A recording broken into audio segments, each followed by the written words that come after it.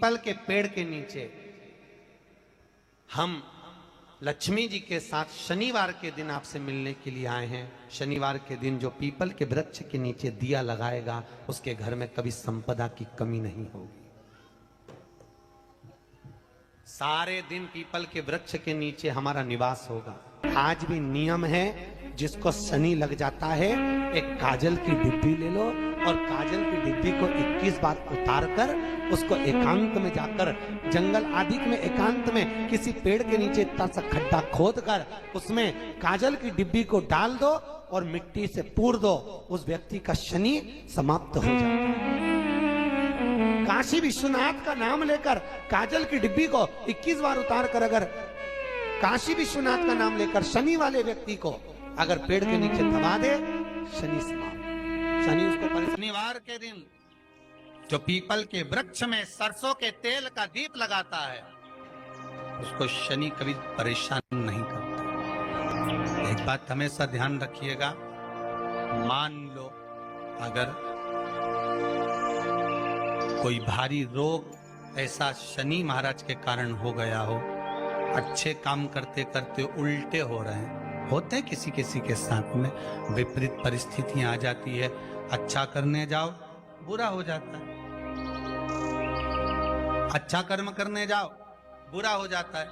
तो पीपल के वृक्ष की जो छाल होती है, छाल देखिए, पीपल के वृक्ष में जो छाल लगी होती है उस छाल को घिसकर चंदन बनाकर भगवान शंकर का स्नान कराकर अभिषेक कराकर पूजन कराने के बाद हमें पिपलेश्वर महादेव का नाम लेकर, कौन से महादेव?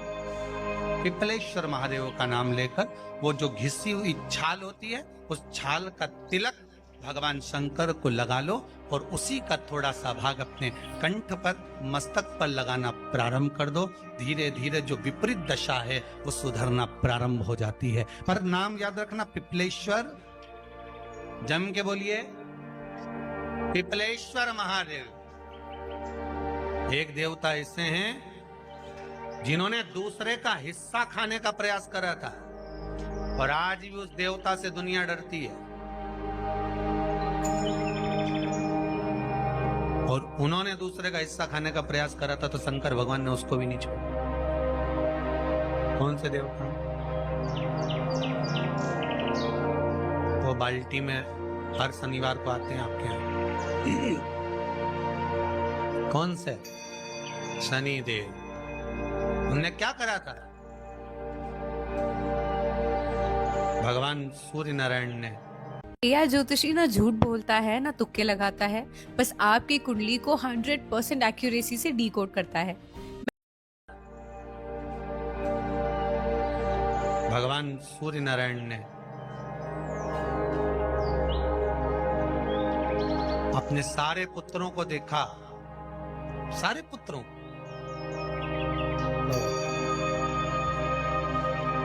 सारे पुत्रों को देखकर आज मेरे सूर्य नारायण भगवान बड़े सुखी, बड़े प्रसन्न। मेरा पुत्र शनि भी श्रेष्ठ है, मेरा पुत्र यम भी श्रेष्ठ है, सब ठीक है।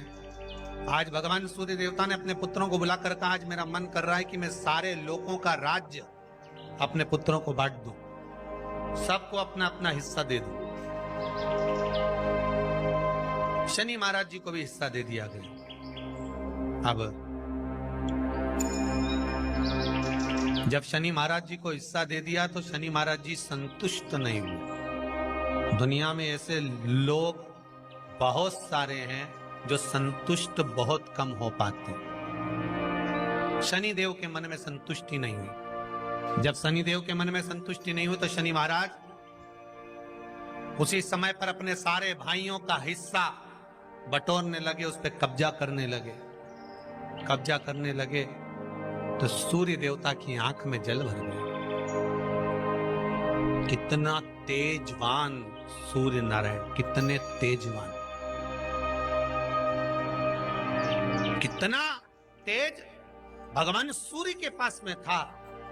पर शनि महाराज को देखकर आज रो रहे हैं। शनि महाराज को, शनि महाराज ने अपने भाइयों के इस हिस्से पर क्या कर लिया? सूर्य नारायण भगवान की आंखों में जल भर गया कि मेरा पुत्र ऐसा कर रहा है। शनि को बुलाया सूर्य नारायण भगवान ने, समझाया और नहीं माना। किसी किसी की नियत होती है कि इसको इतना कैसे दे दिया, अम्मा ने इसको इतना कैसे दे दिया, पिताजी ने इसको इतना कैसे दे दिया, मैं तो कब्जा करूंगा, दुकान नहीं छोड़ू, घर नहीं छोड़ू, ये नहीं छोड़ू, वो नहीं छोड़ू। मत छोड़, एक दिन संसार छोड़कर जाना पड़ेगा।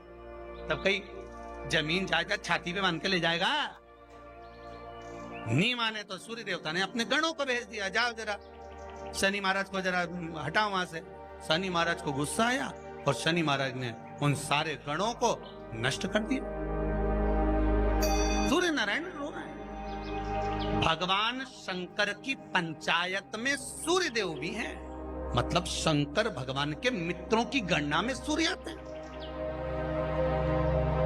भगवान विष्णु, सूर्य नारायण, शंकर भगवान, माँ दुर्गा, गणेश जी, ये पंचायत है ना शंकर की, शिव पंचायत। शिव परिवार में कार्तिकेय, गणेश जी, पार्वती जी, शंकर जी, नंदी, ये शिव परिवार।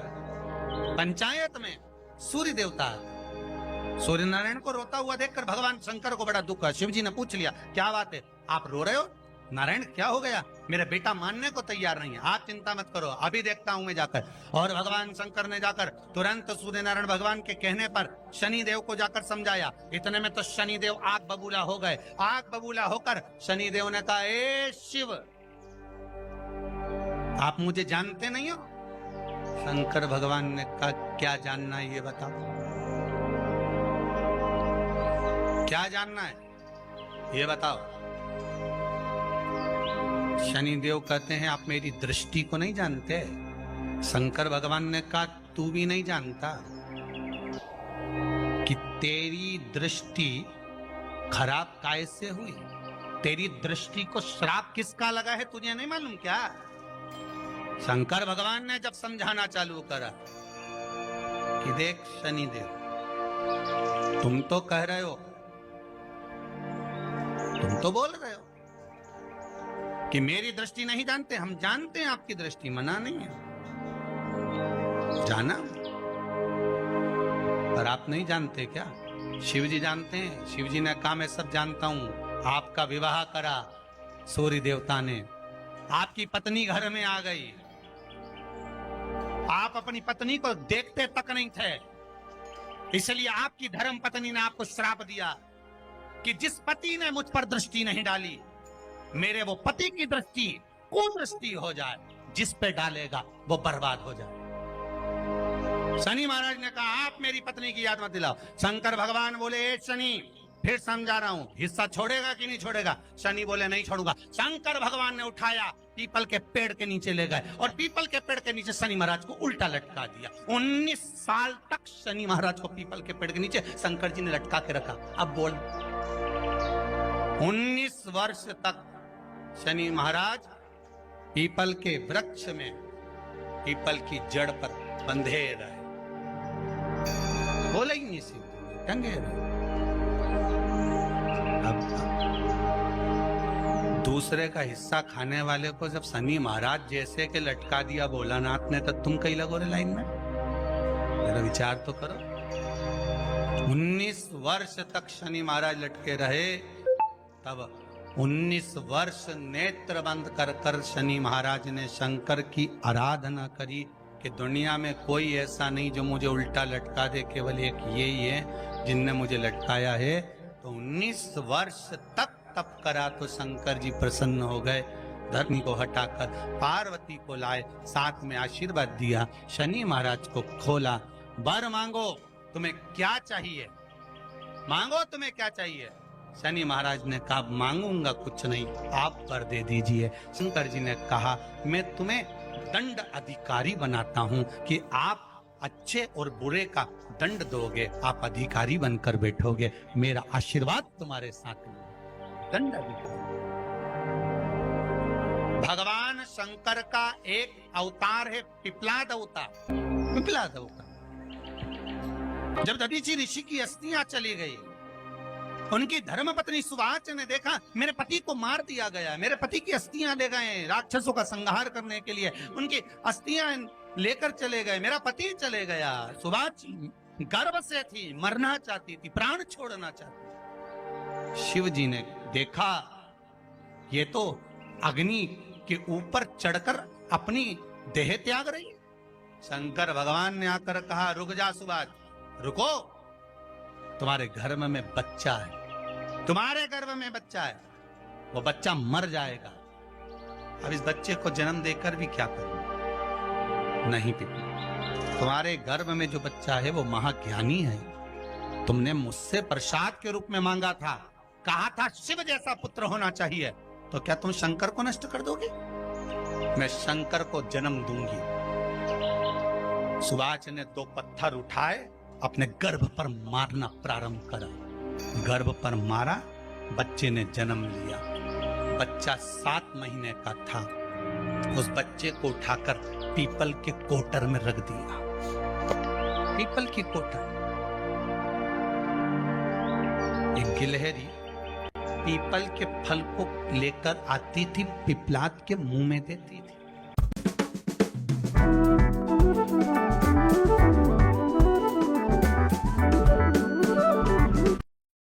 पीपल के फल को लेकर आती थी, पिपलाद के मुंह में देती थी। शिव का है, इसलिए शंकर का नाम ही पिपलेश्वर महा। शिव का एक अवतार पिपलाद के रूप में हुआ है। तुम क्यों चिंता करती हो? तुम चिंता मत करो, तुम्हारा पुत्र जन्म दो तुम। और दिया धन सुभाष ने, उसके बाद प्राणों को त्यागा। और उस पीपल के कोटर में अगर भरण पोषण करने वाला कोई था तो वह देवाधिदेव महादेव था। फिर निवेदन करेंगे, माता के गर्भ में बच्चा रहता है, उसका भरण पोषण करने वाला मेरा देवाधिदेव महादेव है। अगर जन्म उसने दिया है तो मृत्यु भी वो देगा। अगर तुमको कुछ ज्ञान दिया है तो अच्छी जगह पर भी वही पहुंचाएगा। आप जो अभिलाषा लेकर आते हैं, बच्चे कहते हैं हमारी नौकरी नहीं है, सर्विस नहीं है, हम इस कॉलेज में पढ़ना चाहते हैं, हम इस जगह जाना चाहते हैं, हम इस पद पर जाना चाहते हैं, बस इतना याद रखना, तुम्हारा भाग्य बुरा नहीं होता। कभी भी याद रखना, संसार में जिसको भगवान ने जन्म दिया उसकी किस्मत कभी बेकार नहीं हो सकती। अगर भगवान तुम्हारी किस्मत बेकार होती तो जानवर बनाकर पैदा करता, इंसान बनाकर नहीं। किस्मत अच्छी थी इसलिए इंसान बनकर पैदा, जानवर बनाकर पैदा नहीं करा। अगर तुम्हारी किस्मत अच्छी थी इसलिए मनुष्य बनकर पैदा हुए हो, इंसान बनकर पैदा हुए हो, मानव बनकर पैदा हुए हो। भगवान को दोष मत देना कि भगवान ने किस्मत बेकार दी है। भगवान ने किस्मत अच्छी बनाई है इसलिए तुझे मृत्यु लोक में जन्म दिया। भगवान ने भाग्य अच्छा बनाया इसलिए तुझे शिव महापुराण की कथा सुनने का मौका दिया। नहीं तो भाग्य में नहीं होती तो कहां से मिल जाती? किस्मत अच्छी है तो भगवान नौकरी भी लगाएगा, धंधा भी करवाएगा, सर्विस भी कराएगा, विवाह भी करेगा, शादी भी करेगा, मकान भी बनाएगा, जायदाद भी देगा, संतान भी देगा। उसने दिया है पेट तो भरेगा वही। हम काय को अपने माथे पर ले? मैंने इतनी पढ़ाई कर ली, मैं इंजीनियर हो गया, मैं ये बन गया, मैंने तो ये कर लिया, उसके बाद भी मैं घर में बैठा हूं, मेरा छोरा घर में बैठा, इतना पढ़ने के बाद बैठा। जन्म उसने दिया है, भाग्य उसका है, किस्मत उसकी है, तो कहो उसको कि शंकर का भजन कर, मंथन करे, मक्खन निकलेगा और घी भी जरूर बनेगा। हारना मती, जब तेरे 3.5 करोड़ बन, गिनती मत करना, गिनती वो करेगा। तू तो भज, तू कुबेरेश्वर का स्मरण कर, तू महाकाल का स्मरण कर, तू काशी विश्वनाथ का स्मरण कर, तू महाकाल राजा का स्मरण करके तो देख। शिव का भजन कर, 1 लोटा पानी ले जाकर रोज चढ़ा शंकर जी के मंदिर में जा। शिव से भजन करने में क्या देरी? नहीं जा सकता शिव मंदिर में जाने में? बच्चों को अगर शर्म आती हो तो बेलपत्री के पेड़ के नीचे पानी चढ़ाया, वो भी नहीं कर सकता तो पीपल के पेड़ के नीचे चढ़ाया, वो भी नहीं कर सकता तो आंवले के पेड़ के नीचे चढ़ाया। पर कहीं जुड़ तो सरी, एक बार साध तो सरी, पकड़ने का प्रयास तो करो परमात्मा। शनिवार का दिन है जिस दिन अपन इस दरिद्रता से मिलने के लिए पीपल के पेड़ के नीचे आए हैं। हिंदू धर्म में ये दिन पीपल के वृक्ष के लिए पूजनीय होगा। जो भी शनिवार के दिन पीपल के वृक्ष की पूजन करेगा, दूध चढ़ाएगा या मिष्ठान का भोग लगाएगा, लक्ष्मी और नारायण उसके घर में प्रवेश कर जाएगा। लक्ष्मी और नारायण उसके घर में प्रवेश करेगा, इसलिए नियम बनाया। कौन से दिन? शनिवार। लक्ष्मी जी बोली, नारायण आपने तो 1 दिन का वार लिख दिया।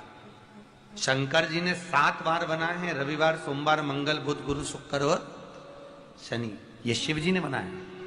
अब 1 दिन आपने अपना बना लिया, बाकी के दिन अगर कोई इस पीपल के वृक्ष के नीचे आएगा और यहां तो दरिद्रता बैठी है, तो उसका क्या होगा? भगवान नारायण बोले, सुन दरिद्रता, तेरे से एक विनती है, अगर कोई भी मनुष्य इस पीपल के पेड़ के नीचे अगर 7 दिन में आता है और उसके हाथ में अगर कोई सामग्री होती है तो तू उसके घर में प्रवेश नहीं करेगी। नियम है पीपल के वृक्ष का, या तो पानी का लोटा लेकर जाओ, कुंकू का चोपड़ा लेकर जाओ, शक्कर लेकर जाओ, या पेड़ के नीचे चींटी को डालने के लिए आटा ले जाओ, पर खाली हाथ पीपल के वृक्ष के नीचे कभी मत जाओ, कभी नहीं जाओ। खाली हाथ जाओगे तो दरिद्रता तुम्हारे घर में प्रवेश करेगी। दरिद्रता उठकर खड़ी होकर बोली, नारायण तुमने अपनी मनमानी करी है, एक दिन मुझे भी मेरा चाहिए। भगवान ने कहा, बोल कौन सा दिन चाहिए? दरिद्रता कहती है, रविवार के दिन इस पीपल के वृक्ष के नीचे मैं दिन भर नृत्य करूं, इसमें रहूं, और जो यहां आए रविवार को मैं उसके घर में प्रवेश करूं। भगवान ने कहा, ठीक है। दरिद्रता, रविवार का दिन एक ऐसा दिन रहेगा जिस दिन तू इस पीपल के वृक्ष के नीचे नृत्य करेगी, और जो आएगा इस पीपल के वृक्ष के नीचे तो उसके साथ प्रवेश करेगी। मैंने तुझे वर दिया। इसलिए हमारे यहाँ केवल पीपल का वृक्ष अगर दीवार में भी लग जाता है ना, किसी की फैक्ट्री की दीवार में, किसी के घर की दीवार में पीपल का वृक्ष अगर लग जाता है, पीपल का पौधा लग जाता है, उसको कितना भी तोड़ लो वो वापिस लग जाएगा। फिर तोड़ोगे फिर लग जाएगा। अगर पीपल के पौधे को तोड़ना है तो केवल रविवार का दिन एक नींबू, एक मिर्ची और बमूल का कांटा, ये 3 चीजें रखने के बाद में आधे घंटे बाद रविवार के दिन पीपल के पेड़ को उखाड़ कर फेंक दो। दूसरी बार कभी पीपल दीवार में लगता ही नहीं है, कभी नहीं लग सकता। मैं तो 40 की उम्र के बाद मोटी ही होती जा रही थी। रिश्तेदारों से मिलना, कभी पीपल दीवार में लगता ही नहीं है, कभी नहीं लग सकता। केवल एक रविवार का, केवल एक संडे, इतवार का। घर में दीवारों पर अगर पीपल लग भी गया है, इसलिए पीपल के वृक्ष को उखाड़ने का, अगर घर में पीपल लगा हुआ है या पीपल का पौधा हमारे घर में लग गया, उसको उतारना, निकालना, लगाना, तो पीपल के वृक्ष को अगर निकाला जाता है तो रविवार के दिन, और अगर पीपल के वृक्ष को कहीं लगाया जाता है तो सोमवार के दिन या मंगलवार के दिन, बुधवार के दिन, इन दिनों में लगा सकते पीपल के वृक्ष कहीं लगाना। शनिवार का दिन एक ऐसा दिन होता है जिस दिन पीपल के वृक्ष को कहीं जाकर लगाया नहीं जाता, क्योंकि शनिवार के दिन पीपल के वृक्ष के नीचे लक्ष्मी रहती है। हम अपने हाथों से अगर पीपल का वृक्ष किसी दूसरी जगह पर शनिवार को रोपित करते हैं तो हमारे घर की लक्ष्मी अपने घर से छिन्न होकर चली जाती है। इसलिए शनिवार के दिन पीपल लगाया नहीं जाता, किसी के घर जाकर उसको वापस पलटा नहीं जाता। लग गया उसको डाल। प्रभु मेरी धर्म पत्नी को कहाँ रखूं आप बताओ? वो तो जहां यज्ञ होता है, अनुष्ठान होता है, दान होता है, पुण्य होता है, सत्कर्म होता है, वहां जाने को तैयार नहीं। अब करूं क्या? भगवान ने बोला, एक काम करो। दुर्वासा जी बोले, जिसके यहां रात्रि में बर्तन झूठे पड़े रहते हो, उसके घर में इस दरिद्रता को लेकर तुम प्रवेश कर जाना। जिसके यहां रात्रि में बर्तन झूठे पड़े हो, वहां लेकर प्रवेश कर जाओ।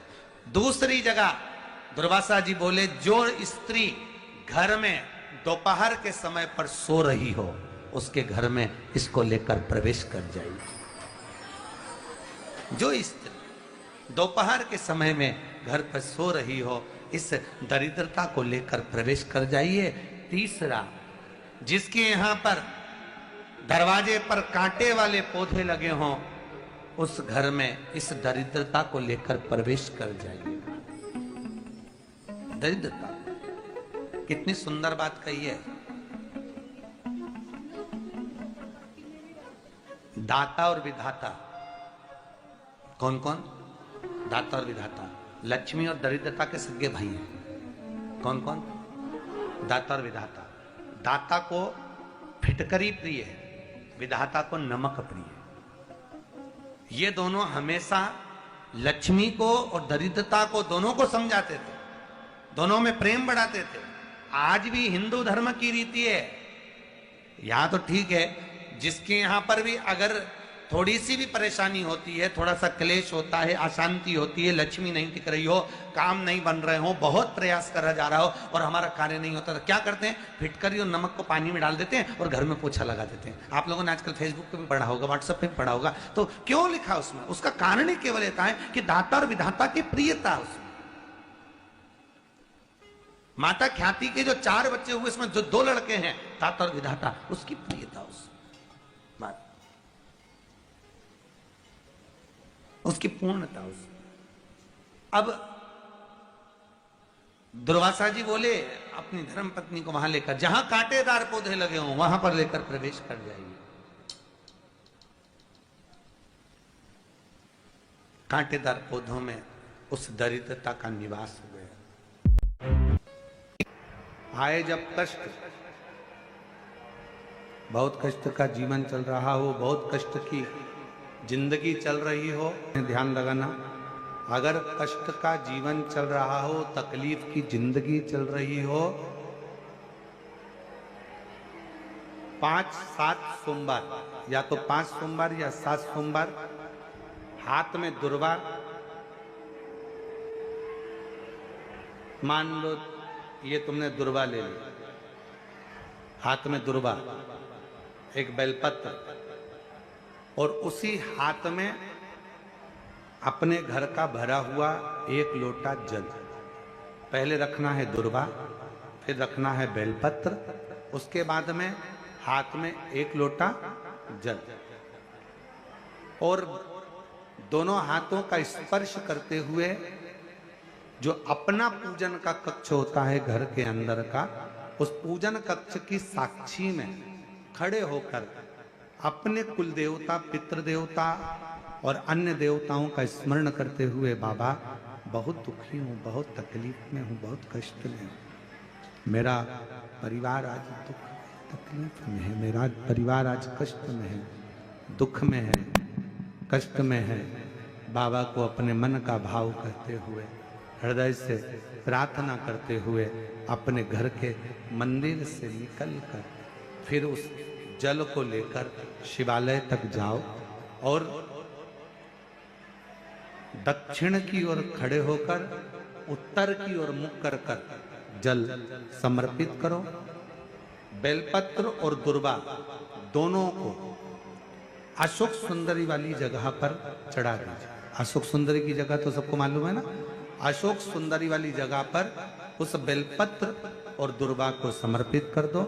चढ़ा हुआ थोड़ा सा जल लेकर आओ, घर के दरवाजे पर उसका छींटा दे दो, लेपन कर दो, और बाबा से 5 सोमवार नियम से आप दुर्वा, बेलपत्र और जल का प्रयोग अगर करोगे, 5 सोमवार पूर्ण होंगे। जो तुम्हारा दुख है वो समाप्त जरूर होगा। शिव करुणा जरूर होगा, शिव कृपा जरूर। बस इसमें 3 चीजों का स्मरण रखिएगा। 3 चीजों शिव पुराण कर रही है, इसमें 3 चीजों का स्मरण करिए। पहले नंबर पर दुर्वा, दूसरे नंबर पर बेलपत्र, और तीसरे नंबर पर जब जल चढ़ाकर वापिस आओ तो अपने घर में प्रवेश के पहले देहली पर, चौखट पर भगवान शंकर के अपने घर के द्वार पर शिव का नाम लेकर जल का सिंचन। 3 शिवजी की करुणा का गुणगान करने के लिए 3, जब आप तकलीफ में होते हो तो 3, शंकर को जल चढ़ाने वाला 1 लोटा जल चढ़ाने वाले के पास 3 को भगवान शिव अवश्य भेजते हैं। दुख को समाप्त करने से पहले 3 को मेरा शंकर आपके दरवाजे पर जरूर भेजता है। पहले नंबर पर मां आद्य शक्ति दुर्गा को आपकी पड़ोसन के रूप में, आपके रिश्तेदार के रूप में, आपके कुटुंबी के रूप में, आपके संबंधियों के रूप में, किसी ना किसी के रूप में आपके पास भेजकर बोलेंगे, क्यों घबराती हो, क्यों चिंता करती हो, क्यों टेंशन लेती हो। मैंने सुना है कथा में बाबा ने ये बताया था, एक काम कर, 1 बेलपत्र 1 दुर्वा लेकर जा, बताएगी, आएगी, बैठेगी, सुंदर, उस दिन उसका चेहरा देखोगे आप तो आपको लगेगा ये मेरी पड़ोसन नहीं हो सकती। उसका चेहरा देखोगे तो आपको लगेगा ये मेरी देवरानी नहीं, ये मेरी जेठानी नहीं, ये मेरी ननंद नहीं, ये मेरा रिश्तेदार नहीं। आज इसका चेहरा कुछ और बोल रहा होगा। जब होगी तब कोई तुम्हारे कहेगा, धीरे से सामने नहीं आएगा तो सुंदर स्वरूप धारण कर कर स्वप्न में आकर कहेगा। ऐसा लगेगा कोई तुम्हें जगा कर कह रहा है कि तू घबराना मती, तू ये कर लेना। समझ, धीरे से सामने नहीं आएगा तो सुंदर स्वरूप धारण कर कर स्वप्न में आकर कहेगा। ऐसा लगेगा कोई तुम्हें जगा कर कह रहा है कि तू घबराना मती, तू ये कर लेना। समझ लेना मेरे बाबा ने अपनी अर्धांगिनी पार्वती को तुम्हारे पास भेज दिया।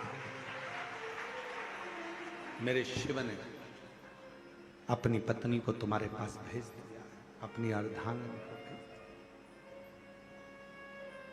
दूसरे नंबर पर मेरे भोले बाबा, मेरे शंकर, मेरे त्रिकालदर्शी, मेरे करुणा सागर, मेरे शंकर दूसरे नंबर पर अपने गण भृंगी को भेज देते। शिव जी के गण श्रृंगी और भृंगी का कर्म क्या? श्रृंगी शिव से दूर नहीं होता और भृंगी शिव जी की आज्ञा पाकर शंकर के भक्त के पास जाकर बैठता है। शिव जी अपने दूसरे पात्र को भेजते हैं भृंगी को। भृंगी दूसरे नंबर पर जाता है। उसका काम क्या है? भृंगी का कर्म क्या है? तो कहा भृंगी कभी भी सामने अपने प्रतिबिंब से नहीं आता, किसी का स्वरूप धर कर नहीं आता। भृंगी आपके हृदय में आकर भीतर से बोलने का प्रयास करता है। ये काम गलत हो रहा है, इसको रोक ले। तेरा मन से अंदर से बोलने का प्रयास करेगा, एक काम कर, तू वहां चले जा, ऐसा हो सकता है, तू ऐसा कर ले, तू वैसा कर ले। वो बताने का प्रयास करेगा, वो आपको ले जाने का प्रयास करेगा, उस तक ले जाने का प्रयास करेगा कि ये कर्म कर, ये कर्म कर। Bhringi How much money do you need to start investing every month in SIP? At least 5,000. कर्म कर, ये कर्म कर। भृंगी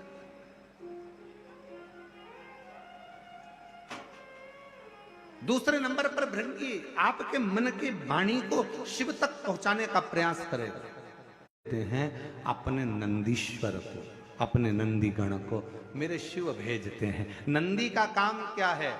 जैसे ही नंदी आता है, कोई व्यक्ति के रूप में, किसी रूप में, किसी फोन के रूप में, किसी कॉल के रूप में, किसी पत्र के रूप में, किसी मैसेज के रूप में, जब नंदी तुम्हारे घर में प्रवेश करता है तब वो तुम्हारे रास्ते को क्लीन कर देता है, रास्ते को साफ कर देता है, उसको मार्ग को प्रशस्त कर देता है।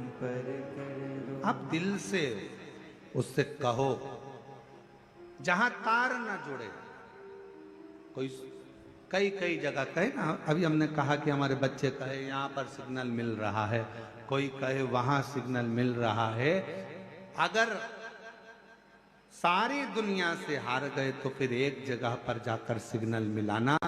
एक बार शिव महापुराण की कथा में पहुंचकर बाबा देवादिदेव महादेव से अपने मन की बात कहकर कभी योग बन जाए तो उस कथा में आसन बिछाकर जमीन पर अपना आसन डालकर ये नहीं सोचना कि मैं वीआईपी कितनी हूं, मुझे कहां बैठना चाहिए, कहां रहना चाहिए। एक बार उस पवित्र प्रांगण में जहां बाबा की कथा हो रही हो, जहां बाबा कुबेर भंडारी का आनंदमय कथा कर तत्व ग्रहण करने को मिल जाए, वहीं पर रात्रि विश्राम कर कर बाबा से अपने दिल की बात कहकर अपने मन की बात जरूर कहना। ये निश्चित है मेरे बाबा से तुम्हारा सिग्नल जरूर मिलेगा और शिव आपकी बात को स्वीकार जरूर करेगा, शिव सुनेगा। भगवान देवादिदेव महादेव को जल चढ़ाते हैं, उसके 5 अलग अलग तरीके हैं। बहुत सावधानी से सुनना कथा, आपकी और हमारी जिंदगी की सार्थकता को सिद्ध करने वाली कथा। आज पंजाब की इस पवित्र भूमि पर अगर यह प्रसंग निकला है तो इसको आप अगर सुनेंगे तो आपका जीवन सार्थक होगा। शिव जी को 5 तरह से जल चढ़ाने का तरीका है। जैसे पंचामृत होता है, दूध, बहुत सावधानी से समझिएगा। पहला, अब जिससे पूछो वो एक ही बात बोलता है, बिल्ली रास्ता काट जाए तो रास्ता बदल दो। अब जाना उधर ही है तो क्या करे? अरे भैया, भविष्य पुराण के अंतर्गत लिखा हुआ है कि बिल्ली राहु का प्रतीक है। आप किसी रास्ते से के लिए जा रहे हो, किसी काम के लिए जा रहे हो, राहु अगर सामने से निकल कर भी चले गया तो भय उत्पन्न ना करिए। दिमाग में टेंशन लेकर गाड़ी ड्राइव ना करिए कि बिल्ली रास्ता काट गई, बिल्ली रास्ता काट गई, बिल्ली रास्ता काट गई, तो मैं इनका काट के चले जाए। बिल्ली राहु का प्रतीक है।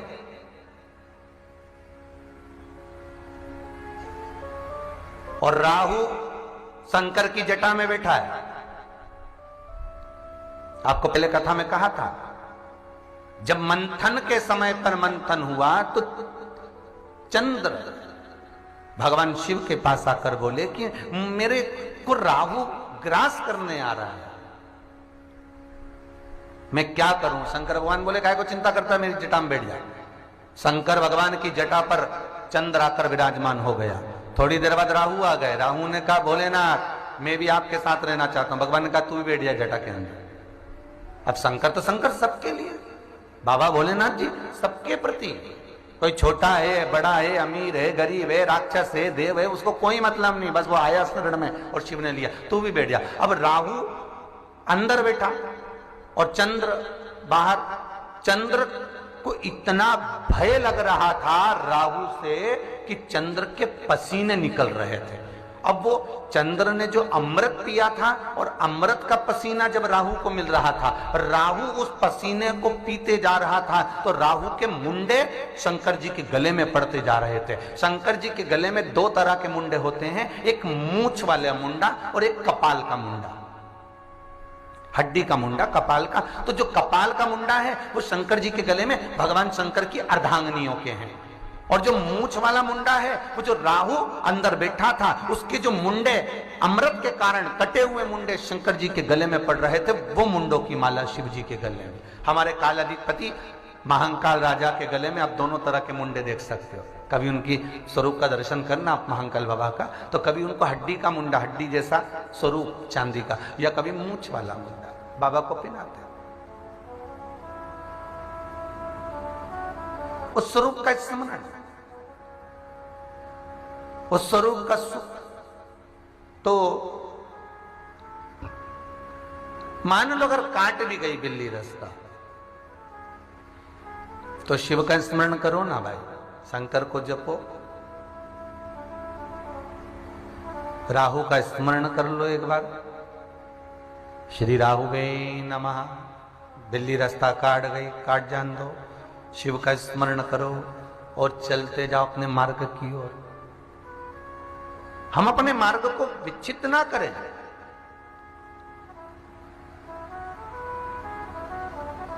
भगवान का स्मरण कर कर हम जिस कार्य पर जा रहे हैं, भगवान का स्मरण कर कर हम जिस कार्य के लिए आगे बढ़ेंगे, वो कार्य हमारा सफल होगा।